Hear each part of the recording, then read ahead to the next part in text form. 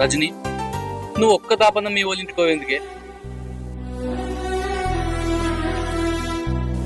అమ్మలాగా అర్థం చేసుకునే అత్త ఉండగా, నాన్నలా చూసుకునే భర్త ఉండగా, తోడబుట్టిన అక్క చెల్లెళ్ళ కంటే ఎక్కువ చూసుకునే ఆడబిడ్డ ఉండగా, నాకు ఇంకా అమ్మ వాళ్ళ గుర్తుకొస్తుందయ్యా.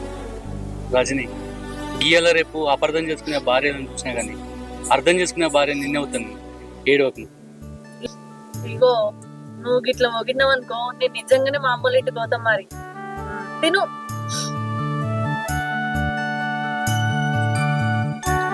ఇగో ఇక మీ బావకి ఉన్న పని చూడపోయాను. పాపం ఆయన ఖర్చులో గడవడానికి మస్తు ఇబ్బంది పడతాడు. చూసిందే, ఇక రాజన్న పొలం పాలకిత్తా అన్నారు. ఇక గదన్నా చేసుకోమని చెప్పాలి.